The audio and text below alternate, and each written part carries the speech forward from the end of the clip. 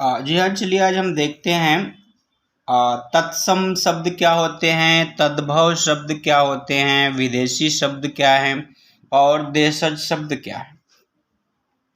यहाँ पे जैसे कि आप देख ही रहे हैं कि ये एक बॉक्स दिया हुआ है, इसमें कुछ शब्द दिए हुए हैं और उनको जो है यहाँ तत्सम के कॉलम में सेपरेट करना है, छांट करके लिखना है। तद्भव, देशज, विदेशी यहाँ लिखा हुआ है इसका उत्तर। देखिए तत्सम वे शब्द होते हैं संस्कृत से ज्यों के त्यों जो है लिए गए शब्दों को हम तत्सम कहते हैं। यानी हिंदी में वे शब्द जो संस्कृत के होते हैं और बिना उनके किसी रूप बदलाव के हम हिंदी में प्रयोग करते हैं संस्कृत के शब्दों को, उन्हें ही तत्सम शब्द कहा जाता है। दूसरा है तद्भव, यानी संस्कृत से बदलाव के साथ जो बने हुए शब्द होते हैं, यानी संस्कृत के शब्दों के अर्थ को हम हिंदी में प्रयोग करते हैं, हिंदी में बोलते लिखते पढ़ते हैं, उन्हें जो है तद्भव शब्द कहते हैं।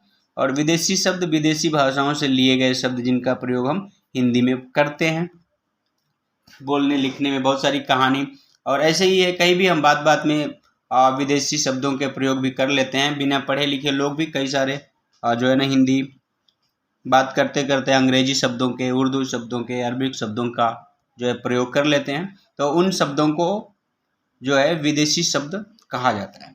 देशज शब्द देश की बोलियों, यानी जो अपने देश की जो अलग अलग भाषाएं हैं ना, उपभाषा के, जैसे मान लीजिए हिंदी है तो हिंदी में भोजपुरी है, मगही है, राजस्थानी एक भाषा अलग ही है, अवधी खड़ी बोली या तेलुगु तेलंगाना में, चूँकि हैदराबादी हिंदी अलग है, बोलने का जो लहजा अलग है, उसमें कुछ शब्द ऐसे होते हैं जैसे आप सुने होंगे तेरिकू, कैकू, मेरकू, तो इस सब क्या हो गए, देशज हो गए, जो उस एक लोकल छोटी सी एक एरिया में, छोटे से एक क्षेत्र में लोग उन शब्दों का ज़्यादा प्रयोग करते हैं, बोलते हैं।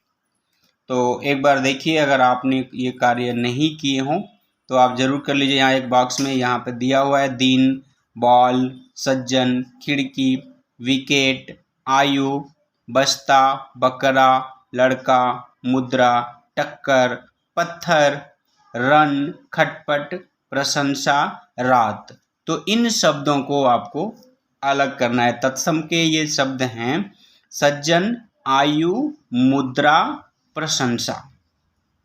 तद्भव है बकरा, पत्थर, रात, दिन। देशज शब्द है लोकल, खिड़की, लड़का, टक्कर, खटपट। और विदेशी शब्द है बॉल, विकेट, रन, बस्ता।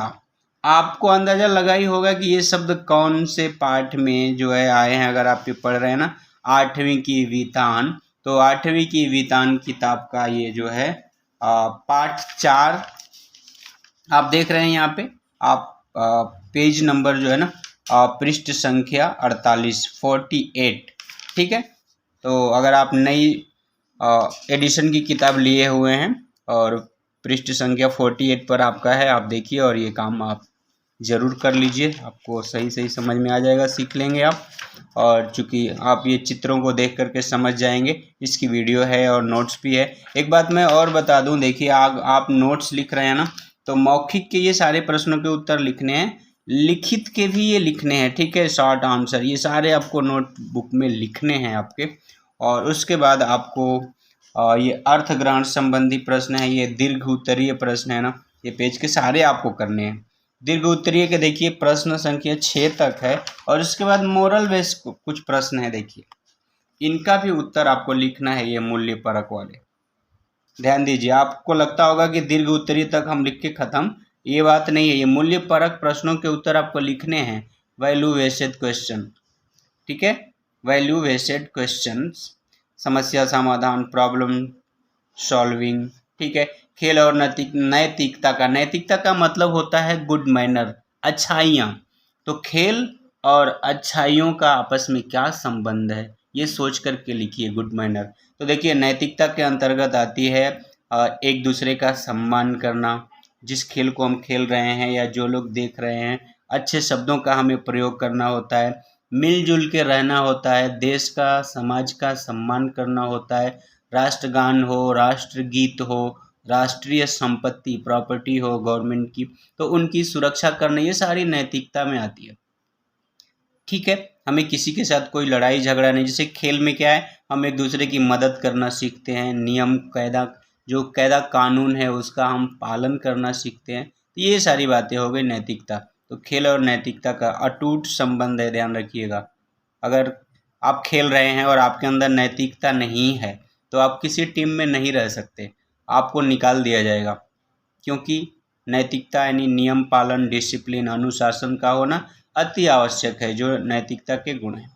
और यह है, यदि आपके कारण किसी व्यक्ति को चोट लग जाती है तो उस परिस्थिति में आप क्या करेंगे। मतलब आप खेल रहे हैं और आपकी वजह से किसी को मार लग गई तो आप क्या करेंगे भाई, उसकी देख रेख करेंगे, उससे हालचाल लेंगे और उसको सुरक्षित आप हॉस्पिटल पहुंचाएंगे, उसके घर वालों से बात करेंगे, माफ़ी मांगेंगे, उसकी दवाई कराएंगे, आदि जितनी भी बातें हैं अच्छाइयाँ, वो सारा आपको करना होता है।